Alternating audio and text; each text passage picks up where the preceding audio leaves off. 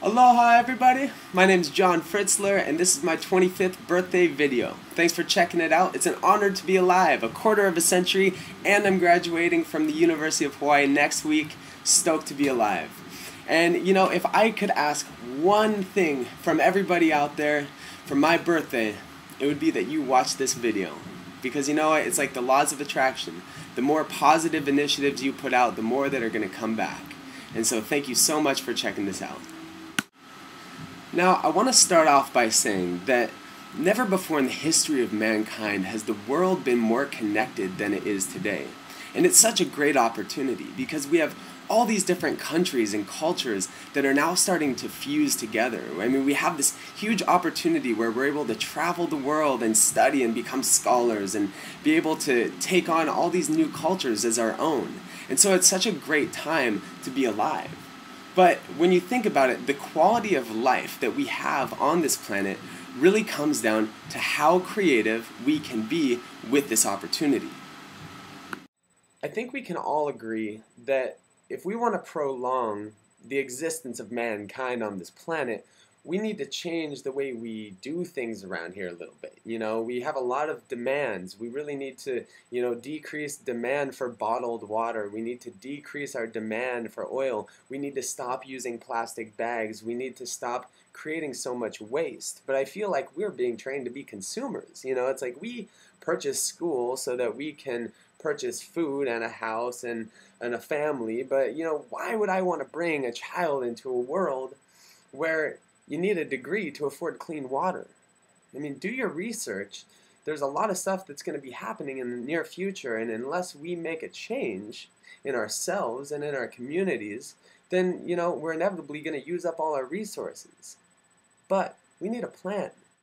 I feel like we've come to a point in time where we've awakened from the American dream, and we're now becoming more conscious of our impact on our fragile and unique planet. But when it comes down to it, you're either being an activist or you're being inactive. Now, as students, we are the future leaders of the world. We can do what the governments can't do. It's because their job is to protect their own people, but for us, we the people. The problem is that as students, we feel like we need to get our degree before we can go out and start having an impact in the world. But in all reality, being a student is the best time to take advantage of all these opportunities to have an impact in the world. Think about it, alright? When we go to school, we pay thousands of dollars to work our asses off. We stress, we sweat, we pull all-nighters, and we're researching, we're finding out about all the things in the world, and we're creating these huge projects about how to solve problems. Feasibility studies, marketing plans, sociology reports, the list goes on. Now we create these huge projects and then we turn them in so they can be graded, then we get them back and then what do? We throw them away so that they can be recycled, turned into a degree, and landed back into our hands on graduation day. In response to this, I created AMP, the Aloha Movement Project. Our mission is to inspire creativity, to ignite passion, and discover purpose. Now, we started off by just utilizing all of the university's resources to throw big collaborative arts events on campus. We would invite out all the talented musicians, artists, and activists who wanted to get exposure and share their love and creativity with the community. But what started out as just an idea turned into something that could change the world. In every realm of education, science, technology, music, art, business, these expressions of creativity and ingenuity are what craft our cultures and pave our futures. Now, with AMP, we have discovered a way that we can harness education energy as a renewable resource for social change. With this, we are able to unite the creative minds of the students and create social action plans from the homework and projects they're already doing in school. The AMP movement is about creating a global network of student activists who utilize their talents and resources to have a positive impact in their own communities. Collectively, we will be able to harness our education energy with technology to identify and assess global issues and bring creative solutions to the problems that we face as a whole. Now, back this idea up with the youth of the nations, and we have a movement. And that is my challenge to you.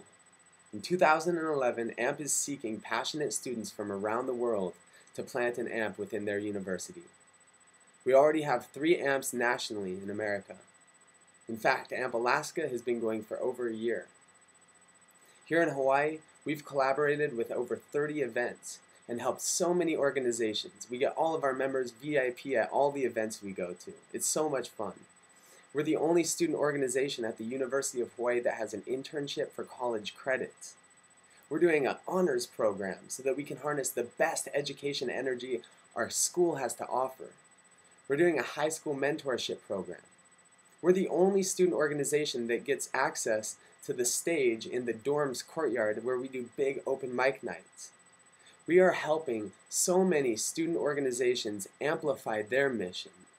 And now it's time to collaborate on a global scale. Imagine joining this movement and being able to collaborate with AMP Africa, where they are writing a grant. And in order to finish this, they need a sociology report, a marketing plan, and whatever else they need. And you say, yeah, I want to give you my sociology report. So you type that up and send it right over to them. Boom, 6 months later, you go over and you get to record your album in the recording studio that you helped build. Imagine.